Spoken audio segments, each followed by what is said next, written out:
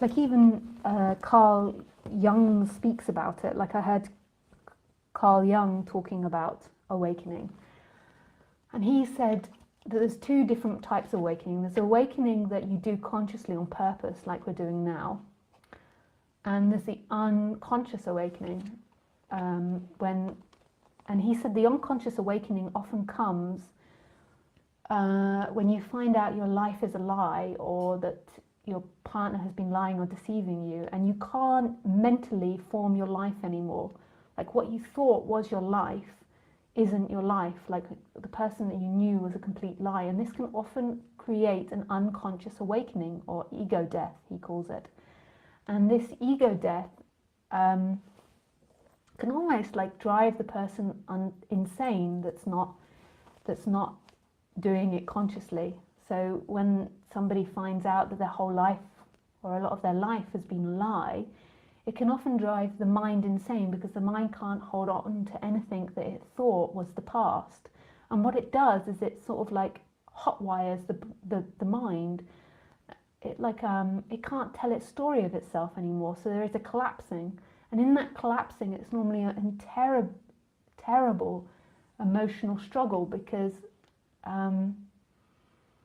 the way that most people live is through a constant story of themselves, and when it can't tell its story of itself, it kind of goes crazy looking for its story, and that can either lead to someone going mentally insane and being put in hospital, or it can lead to awakening. But these are the awakenings that happen just by life itself. And I've heard lots of these awakenings, like I think it happened to Eckhart Tolle, and this other guy I heard it happen to, who lost his whole business. He had like a massive business and it all went bankrupt, and a massive awakening from it. And then there's people that do it consciously, and the people that do it consciously are basically, they stop running after what the mind is asking for, and this is very painful. So it's like they stop running after their normal addiction patterns. So they stop looking in work or money or their lover for freedom. And in stopping that movement and momentum, their mind can often come up with hell, like great agony can come up. So when you're chasing after, say, a beautiful woman or a beautiful man or lots of money, your mind is focused on that. But when you see that that's not going to give you happiness anymore, and you stop that, then your mind can haunt you of the opposite, of no money, of ugliness, of never getting anywhere. And this can create a collapse too, as well. This kind of stopping, but it's not really your choice to stop. It's not really your choice to get into this subject, and it's not something you can do.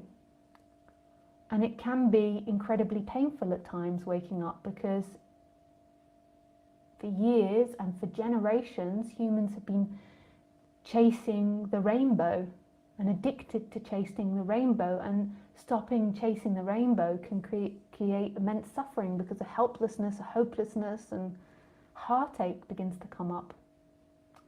So it does tend to be dramatic, but for some people, there is another option. It seems to just be a gentle fading away of that suffering, like just a gentle movement. And for some people, and I've even heard stories of some people not even really noticing that moment of shift. It just sort of gently fades out.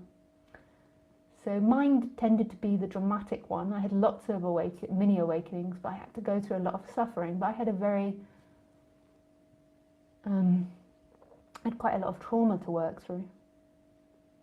So I wouldn't worry about that thought process that you're going through, that you're afraid that you have to go through more.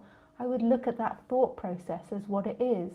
So investigate that thought process that's scared of more pain. You see, the mind is so tricky. It comes in at all angles. You always look at what it's doing objectively. So you read this quote and your fear is that you have to go through more pain. And then you just recognize that thought, recognize that there's fear coming up, and then move away from that. And that naturally happens as you recognize it, you move away from it.